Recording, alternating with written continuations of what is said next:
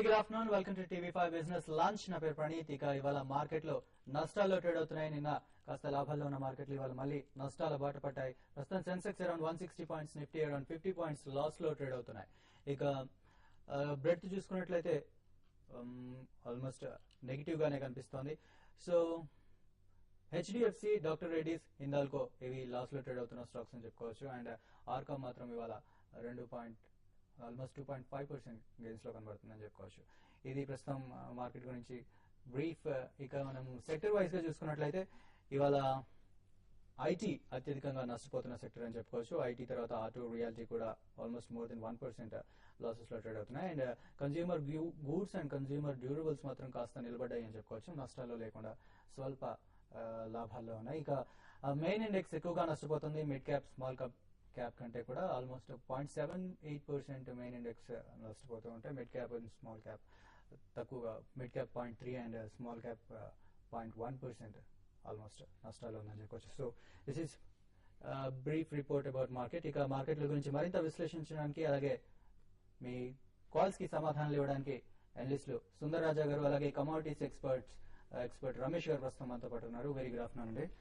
So Sundar గారు, start with you. నిన్న కాస్త లాభాల్లో ఉన్న మార్కెట్లు ఇవాళ మళ్ళీ నష్టాలు పట్టుబట్టాయి. సో ఈ ఒడిదుడుకులు ఇలాగే కొనసాగుతాయంటారు?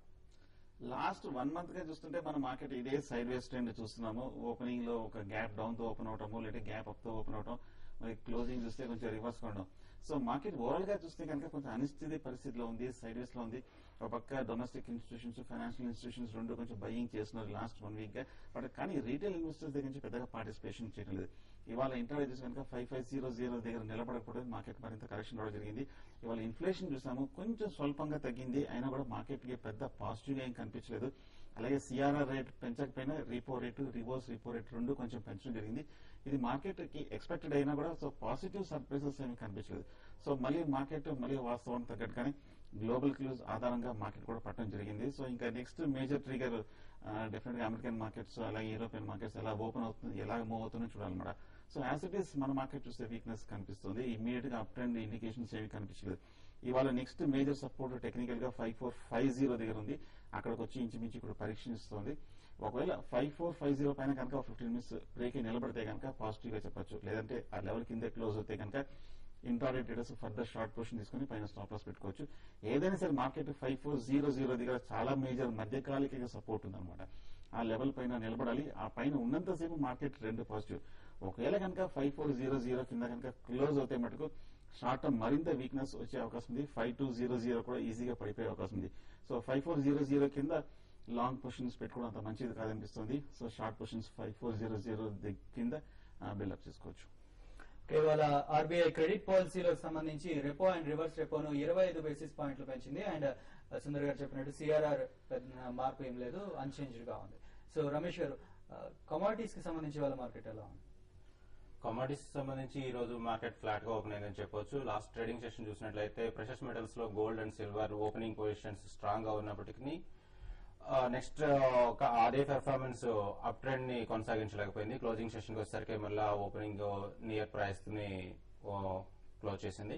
అదేవిధంగా బేస్ మెటల్స్ చూసినట్లయితే ఫ్లాట్ గా రన్ అయ్యని చెప్పొచ్చు. అదే ఎనర్జీ సెక్టర్ చూసినట్లయితే క్రూడ్ ఆయిల్ బాగా పెర్ఫార్మ్ చేసింది.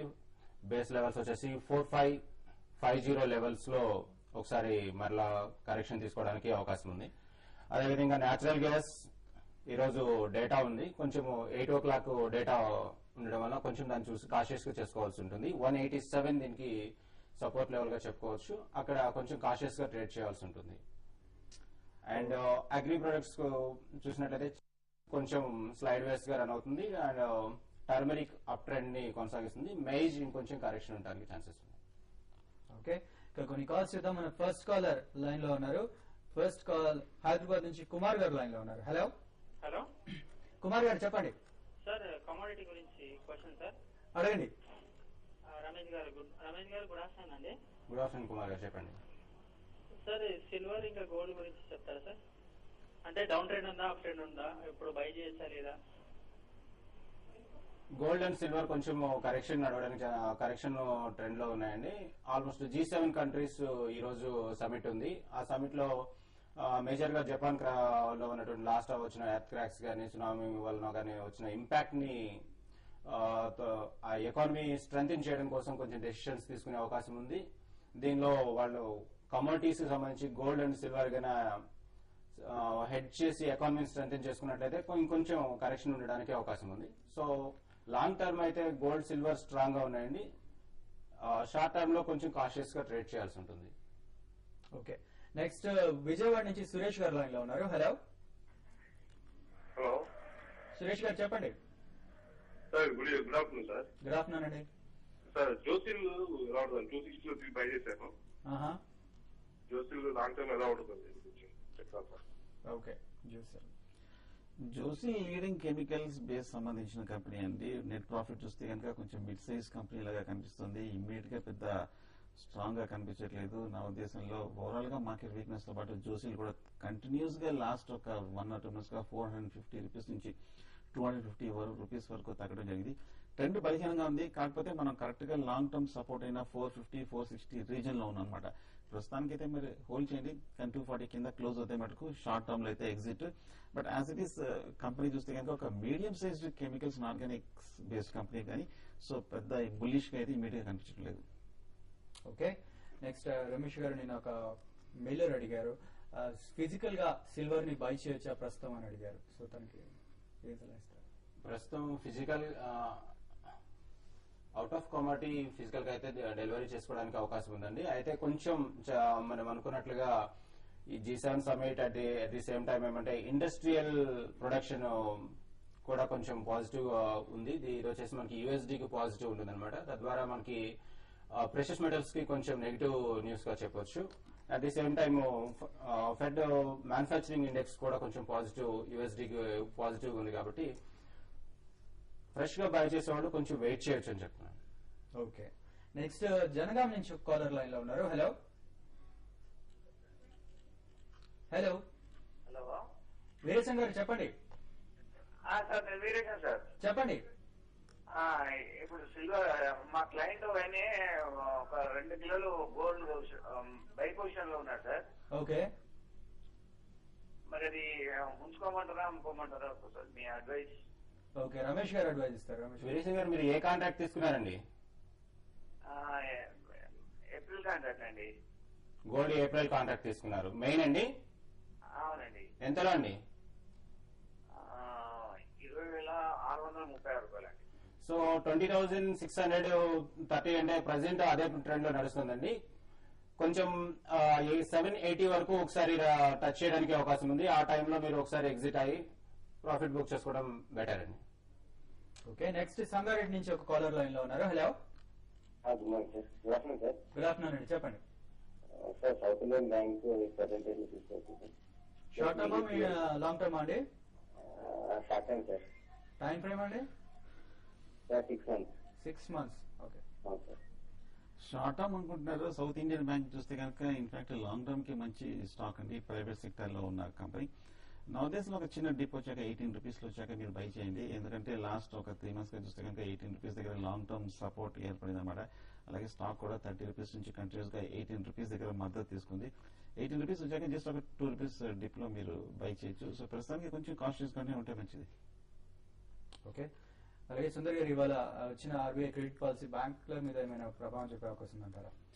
బ్యాంక్స్ అనే మిక్సర్ గా కనిపించిందండి. ఇన్ఫాక్ట్ RBI క్రెడిట్ పాలసీ వచ్చినప్పుడు పబ్లిక్ సెక్టర్ బ్యాంక్స్ అన్ని కూడా కొంచెం పాజిటివ్ గా రియాక్ట్ అయినాయి. కాకపోతే private sector banks ICICI, axis bank మటుకు కొంచెం బాగా వీక్నెస్ వచ్చింది.